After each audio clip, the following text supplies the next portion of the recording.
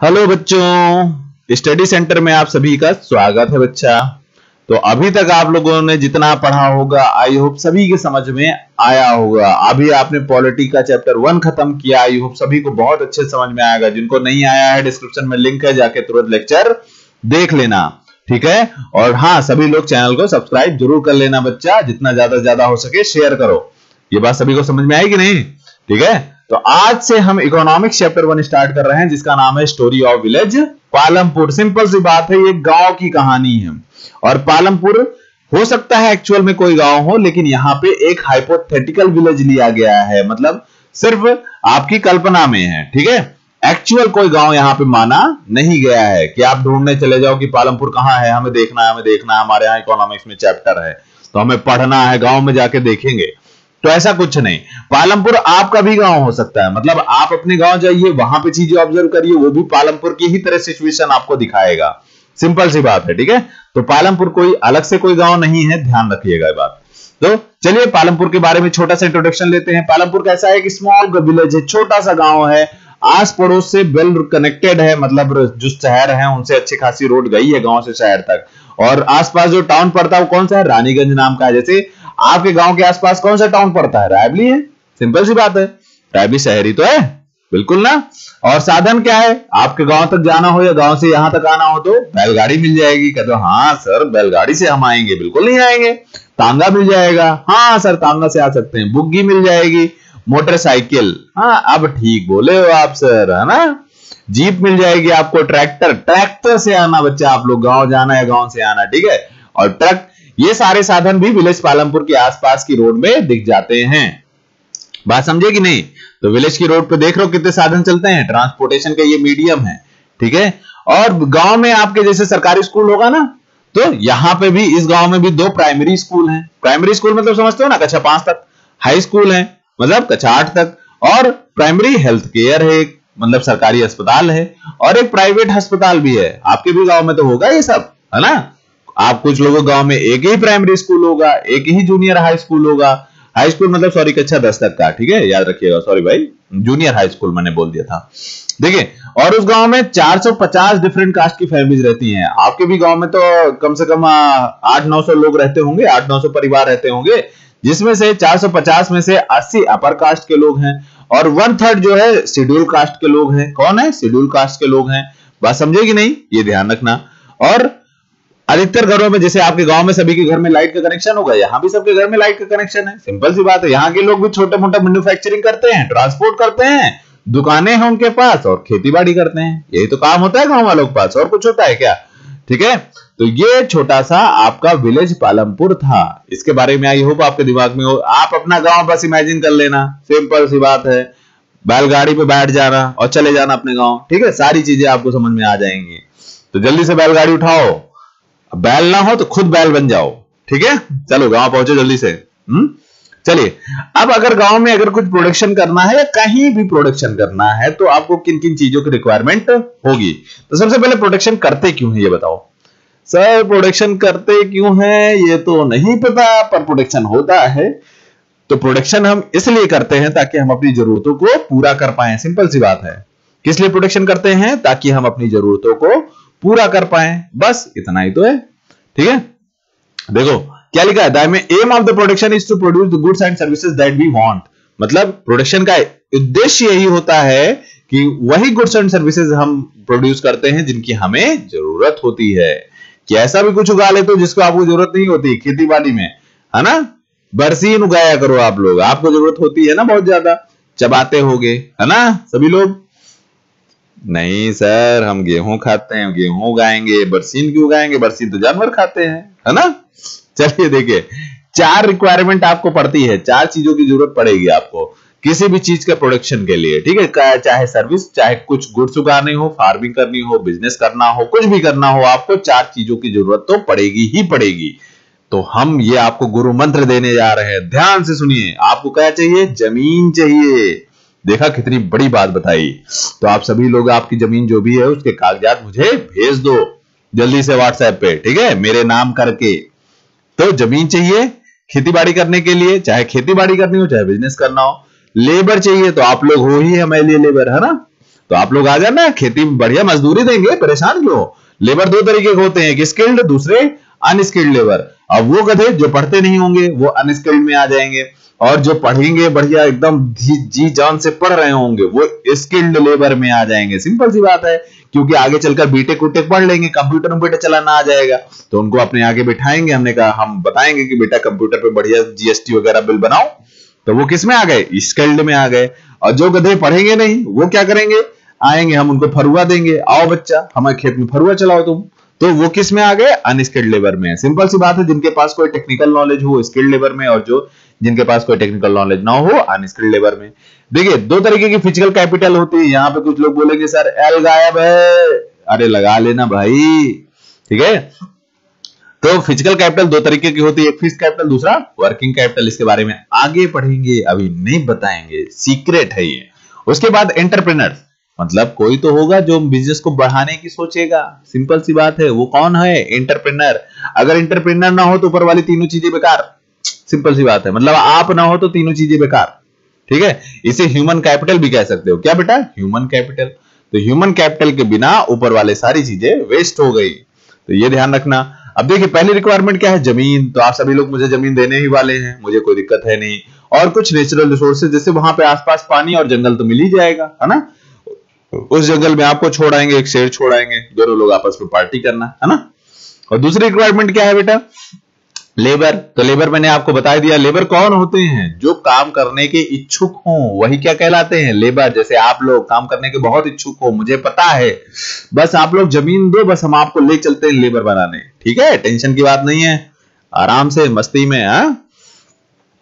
तो याद रखिएगा दो तरीके के मैंने बताया था, स्किल्ड लेबर और अनस्किल्ड लेबर। वही लिखा है highly educated and lower educated. तो जो गधे वीडियो मेरा नहीं देख रहे हैं वो समझ लो कौन से लेबर बनने वाले हैं, और आ गए ना मेरे पास बेटा तो ध्यान रखना, ठीक है।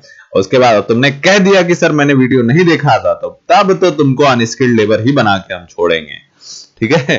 तीसरा रिक्वायरमेंट देखिए बेटा, फिजिकल कैपिटल। फिजिकल कैपिटल में से दो चीजें आती है, एक फिक्स्ड कैपिटल, दूसरा वर्किंग कैपिटल। देखिए बेटा फिजिकल कैपिटल में जो फिक्स्ड कैपिटल है वो क्या होती है, जो चीजें जिनमें आप एक बार इन्वेस्टमेंट कर दो और सालों साल के लिए बना रहे। जैसे एग्जांपल के लिए आपने घर बना लिया और वो घर मेरे नाम कर दिया, तो वो सालों साल के लिए मेरा बना हो गया है ना, मेरा ही तो हो गया, है ना। आपने मशीन्स खरीद ली, मान लीजिए आपने ट्रैक्टर खरीदा, गाड़ी खरीदी, तो सालों साल चलती रहती है। तो ये क्या है, फिक्स्ड कैपिटल है। मतलब फिक्स्ड कैपिटल में आप इन्वेस्टमेंट एक बार कर देते हो और चलता जाता है सालों साल तक।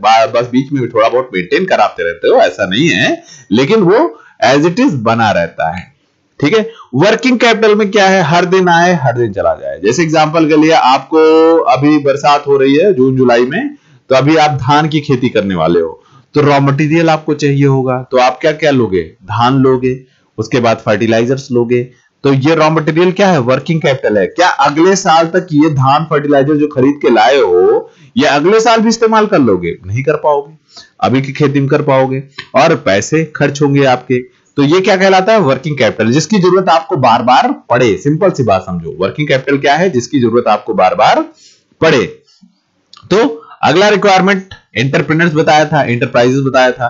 ह्यूमन कैपिटल की जरूरत पड़ती है, नॉलेज चाहिए, एंटरप्राइज चाहिए, तभी तो हम ऊपर वाली सारी चीजों का अच्छे से यूटिलाइजेशन कर पाएंगे। हमें ज्ञान ही नहीं होगा तो क्या करेंगे, जैसे गधे होते हैं, बैल होते हैं, वैसे कुछ करोगे तो आप लोग परेशान ना हो। आप लोगों को ज्ञान नहीं होगा तो हम है ना बैठे, हम एंटरप्रेन्योर हैं, हम आप सबका इस्तेमाल करेंगे और बढ़िया प्रोडक्शन करेंगे, है ना, ठीक है। तो सभी लोग अपनी अपनी जमीन मेरे नाम जल्दी कर दो। चलिए आगे बढ़ते हैं। अब पालमपुर में देखते हैं क्या क्या होता है। जो फार्मिंग होती है, खेती-बाड़ी होती है, वो कैसे होती है, क्या करते हैं लोग। तो देखिए ये इतनी हेडिंग्स आपको पढ़नी है। Land is fixed, change in the method of cultivation, multiple cropping, modern farming, sustainability of land, distribution of land, labour, capital, selling of farm products.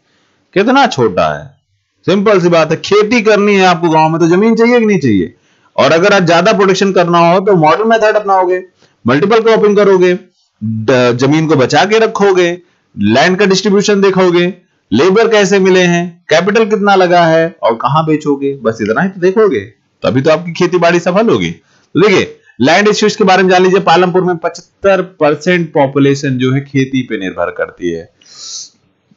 तुम लोग परेशान न हो, तुम लोग जितने हो 9th वाले सभी लोगों को 100% खेती करवाएंगे, ठीक है? सभी लोग तैयार हो ना? ध्यान रखना। तो 75% पॉपुलेशन जो है फार्मिंग के ऊपर डिपेंड करती है पालमपुर में, और जो जमीन है वो फिक्स्ड है कल्टीवेशन के अंडर, जिसपे खेती की जा सकती है। ऑब्वियस सी बात है, जमीन फिक्स ही होती है, कभी घटती बढ़ती थोड़ी ना कि 2 बीघे जमीन है उसको हम खींच के 4 बीघे बना लें। कहोगे हाँ सर है ना, पड़ोसी कब्जा कर लेंगे, हो गए 4 बीघे। बेटा पड़ोसी कब्जा ना करो, लठियाएगा भी, फिर हम बचाने भी नहीं आएंगे, बता रहे हैं, ठीक है? और उसके बाद ये जमीनें फिक्स हैं कब से? 1960 से, कोई एक्सपेंशन नहीं हुआ है, किसी ने जमीन नहीं दी है उसको एक्स्ट्रा। और तो अब आप बताओ, लैंड फिक्स है तो अगर मुझे प्रोडक्शन बढ़ाना है तो क्या करेंगे? कल्टीवेशन के मेथड को चेंज करेंगे, सिंपल सी बात है। तो हम भी मतलब विलेज ऑफ पालमपुर वाले भी मेथड ऑफ कल्टीवेशन को चेंज करते हैं, मल्टीपल क्रॉपिंग अपनाते हैं, मॉडर्न फार्मिंग अपनाते हैं मेथड, ये दोनों मेथड अपनाते हैं जिससे उनका प्रोडक्शन बढ़ता है, सिंपल सी बात है। अब देखते हैं मल्टीपल क्रॉपिंग क्या होता है। सिंपल सी बात है, आपको ले जाके साल भर खेत में रगड़े हम और कहते रहे कि फसल उगाते रहो, एक के बाद एक, एक के बाद एक, एक के बाद एक। तो साल में एक से ज्यादा जब फसल उगाओगे तो यही क्या कहलाता है? मल्टीपल क्रॉपिंग कहलाता है, on same piece of land. याद रखना, अब ये नहीं कि 1 बीघे में आपने गेहूं उगाया तो दूसरे बीघे में आप दूसरे खेत में चले गए चावल उगाने। उसी 1 बीघे में आपको साल भर में 3-4 फसल उगानी है। तो हम बताते हैं ना कैसे उगेगी। देखो यहां पे मैंने लिख रखा है मल्टीपल क्रॉपिंग कैसे होती है। सपोज करो आपके पास 1 बीघे जमीन है, ये रहे, तो मैंने सभी बच्चों को भेज दिया कि चलो भाई रेनी सीजन अभी स्टार्ट है ना, बारिश हो रही कि नहीं हो रही है? आज रात भर हुई है, तो ज्वार और बाजरा की बुआई करोगे आप लोग बढ़िया ले चल के। आहा, सोचो कितने लोग हो। अरे हम तो सोच रहे हैं प्रोडक्शन कितना होगा, कम से कम 15-20 ट्राली तो हम प्रोड्यूस कर ही लेंगे, है ना? तो अभी ले जाके आपसे ज्वार और बाजरा मैंने बुआ दिया, फिर अक्टूबर मंथ आते आते मैंने काटवा लिया आप लोगों से।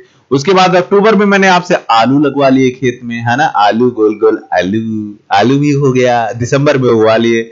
उसके बाद मैंने दिसंबर में गेहूं बुआ दिया विंटर सीजन में। तो देखो एक ही लैंड, पीस ऑफ लैंड में मैंने कितनी सारी फसल उगवाई पहले आपसे। अभी ज्वार बाजरा उगवाया, फिर आलू उगवाऊंगा, फिर गेहूं लगवाऊंगा। और गेहूं दिसंबर वाला जो तैयार दिसंबर में आप बोओगे, फरवरी मार्च आते आते काट लेंगे हम लोग। फिर मार्च के बाद फिर तरबूज खरबूजा बोआएंगे आपसे खेत में, है ना? तो देखो एक ही पीस ऑफ लैंड पे, इसी पे पहले ज्वार, फिर उसके बाद पोटैटो, फिर उसके बाद आपने व्हीट, और उसके बाद फिर वाटरमेलन। 4 फसल आपने साल में एक ही पीस ऑफ लैंड पे उगाई। तो इसे क्या कहेंगे? Multiple cropping. तो सभी लोग तैयार रहना बेटा, कमर तोड़ मेहनत करवाने वाले हैं आपसे। ये बात समझे कि नहीं? तो तैयार रहो। तो यहां पे भी पालमपुर गांव में भी लोग 3 फसल उगा पा रहे हैं, 3 से ज्यादा फसलें उगा ले रहे हैं कुछ लोग। तो हम तो 4-5 उगवा लेंगे आप लोगों से। आप लोग हो तो कोई टेंशन नहीं, बस एकदम बिंदास, हम बस पैसा गिनेंगे बैठ के, बस। समझे कि नहीं? अब मॉडर्न फार्मिंग क्या होती है? तो मॉडर्न फार्मिंग में देखो आपको HYV सीड्स यूज करने हैं, high yield variety seeds use करने हैं, फर्टिलाइजर्स यूज करने हैं, पेस्टिसाइड यूज करो, इंसेक्टिसाइड यूज करो, ट्रैक्टर्स यूज करो। ट्रैक्टर समझते हो ना, बड़ी बड़ी मशीनें जो होती है ट्रैक्टर खेती के लिए। बैल से खेती करोगे ट्रैक्टर से करोगे? अगर मॉडर्न फार्मिंग है तो ट्रैक्टर से करोगे, ओल्ड फार्मिंग मेथड अपनाना है तो बैल से करो। तो इन सब का अगर यूज करके आप खेती करो तो वही क्या कहलाता है? Modern farming. इरिगेशन के मॉडर्न टूल्स यूज करो। अपने बाबा से पूछना, बाबा आपके समय में खेत की सिंचाई कैसे की जाती थी? तो बताएंगे बेटा कुएं से पानी निकाल निकाल के खेत की सिंचाई की जाती थी, बड़ा मेहनत का काम हुआ करता था। सोचो आप लोगों को तो बहुत आसान हो गया है, मुझे तो दया आ रही है आप लोगों के ऊपर। चलो कोई दिक्कत नहीं, ले चलेंगे, जब खेती करवाएंगे तब बताएंगे, ठीक है? तो HYV सीड्स क्या होते हैं पहले ये जान लीजिए। हाई यील्डिंग वैरायटी सीड्स क्या होते हैं? हाई यील्ड वैरायटी सीड्स वो होते हैं जो हेल्दी सीड्स होते हैं, उन्हें कहते हैं। सिंपल सी बात समझो, हेल्दी सीड्स। जैसे आपके घर में गेहूं होगा ना, तो तुरंत जाओ 1 बोरी गेहूं तुरंत पूरे घर में फैला दो, तुरंत का तुरंत, बिना देर किए। जल्दी जाओ, उठो उठो उठो, उठो सब लोग, वीडियो पॉज करो, जाओ फैलाओ, ठीक है? अब आ जाओ, वापस आ जाओ। फैला दिया? पिटे कि नहीं पिटे? पिट तो गए ही होगे, मुझे उम्मीद तो है। कौन नहीं पिटा यहां पे? गधा सभी पिटे होंगे। फिलहाल हाई यील्ड वैरायटी सीड में अगर आप गेहूं में देखे होंगे तो कुछ पतले पतले दाने होंगे और कुछ मोटे मोटे दाने होंगे। तो मोटे वाले दाने और पतले वाले दाने अगर आप दोनों को बो तो किसमें, आप बताओ कौन किसमें प्रोडक्शन बहुत अच्छा होगा, हेल्दी होगा। ठीक है, एक चिमिरखे को पढ़ाने बैठे, एक हेल्दी आदमी को पढ़ाने बैठे, तो कौन आसानी से सीख लेगा? चिमिरखे वाले को भूख लगी रहेगी हमेशा, मुझे खाना चाहिए, खाना दे दो ऊपर वाले के नाम पे कोई। ठीक है, वहीं हेल्दी वाला तो खा पी के एकदम गड्ढ बैठा होगा। तो सिंपल सी बात है, हेल्दी वाला बहुत अच्छे से काम करेगा और चिमिरखा वाला गिर पड़ेगा, बेहोश हो जाएगा। वैसा ही समझो, HYV सीड्स आपके हाईली प्रोडक्टिव सीड्स होते हैं। कैसे होते हैं बेटा? हाईली प्रोडक्टिव सीड्स, जिनमें प्रोडक्शन बहुत अच्छा हो सकता है। तो वो हाईली प्रोडक्टिव सीड्स जो है HYV सीड्स है। बात समझे कि नहीं? तो ये याद रखिएगा, हाईली प्रोडक्टिव सीड्स को HYV सीड्स कहा जाता है। तो इनको यूज करना है तो कौन से यूज करोगे, पतले वाले या मोटे वाले? हाँ, सभी लोग सोच रहे हैं सर देखो मैंने किसान बना दिया आप लोगों को, सभी ने जवाब दे दिया अभी कि सर मोटे वाले सीड्स का यूज करेंगे। Very good. चलिए अब देखिए लैंड की सस्टेनेबिलिटी। अब देखो साइंटिफिक रिपोर्ट आई है आपने मिट्टी की, ठीक है, पालमपुर वाले गांव के अपने कुछ साइंटिफिक रिपोर्ट आई है। ठीक है, अभी मॉडर्न फार्मिंग यूज कर रहे थे ना, तो मॉडर्न फार्मिंग में क्या यूज कर रहे थे? फर्टिलाइजर्स, DAP और यूरिया। नाम सुना है? कुछ लोगों गांव में रखी होगी बोरी DAP और यूरिया। तो एक काम करना, DAP और यूरिया का इस्तेमाल हम आपको बता रहे हैं। ठीक है, सभी लोग इस्तेमाल करेंगे DAP और यूरिया। 1 गिलास पानी लेंगे, 2 चम्मच DAP लेंगे, उसको पानी में घोलेंगे और उसके बाद 1 गिलास बढ़िया थोड़ा सा नींबू निचोड़ के ग्रहण करेंगे। कैसा लगेगा आप सोचो? आहा, आनंद आ जाएगा, सभी लोग मुझे हॉस्पिटल में मिलेंगे, है ना? तो मॉडर्न फार्मिंग में हम लोग DAP यूरिया का इस्तेमाल करते थे, जिसके कारण हमारी जमीन पॉल्यूटेड हो गई है। ओ नो, हमने क्या किया? जो सॉइल के गुड बैक्टीरिया होते हैं अच्छे वाले, उनको मार डाला, माइक्रो ऑर्गेनिज्म को मार डाला। अरे तुम लोग बहुत बड़े हत्यारे हो, समझ लो अब। और जो ग्राउंड वाटर था उसको पॉल्यूटेड कर दिया। अरे राम रे, अब क्या होगा?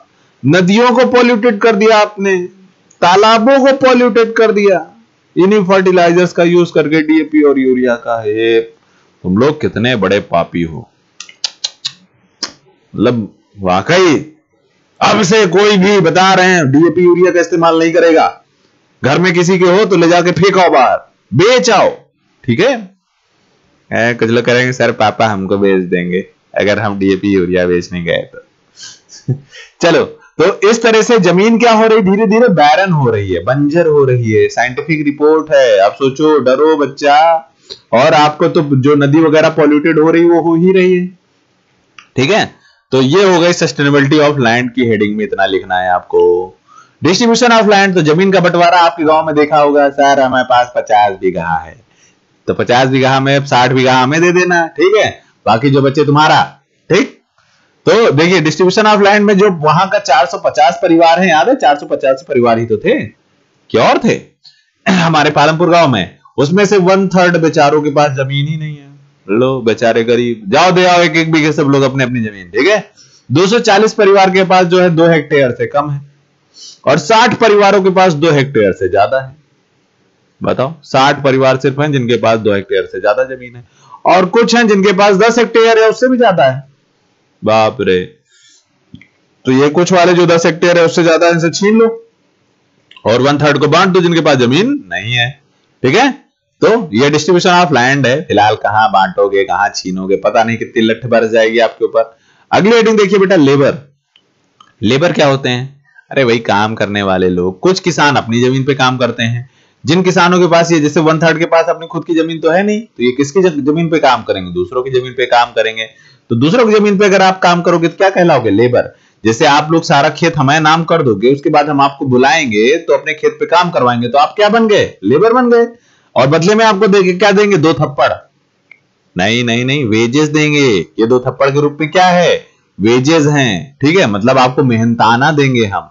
वेजेस किसी भी रूप में आपको दे सकते हैं, कैश के रूप में दे सकते हैं, मतलब पैसा गिन सकते हैं, या काइंड के रूप में कोई सामान दे सकते हैं आपको।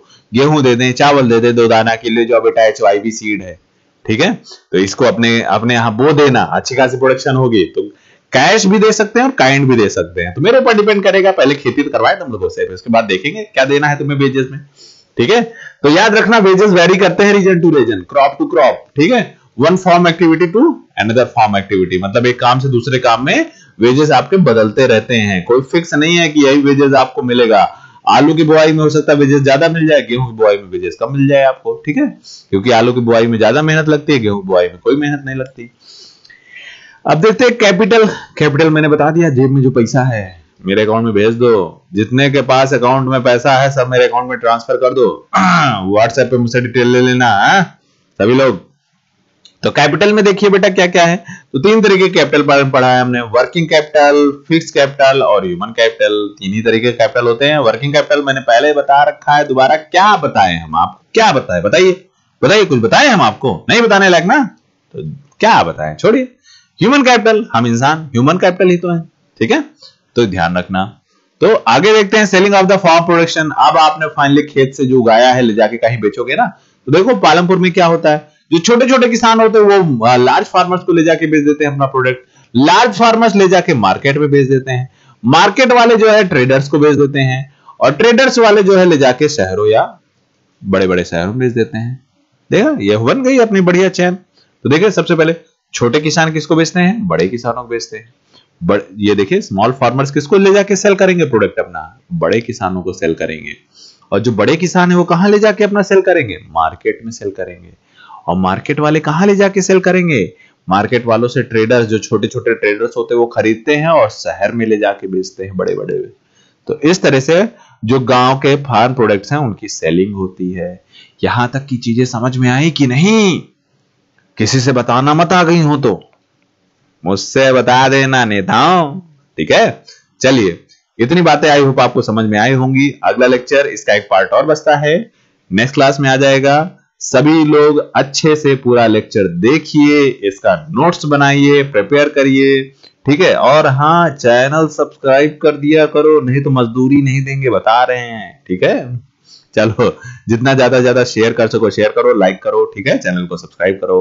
ओके बेटा, टेक केयर।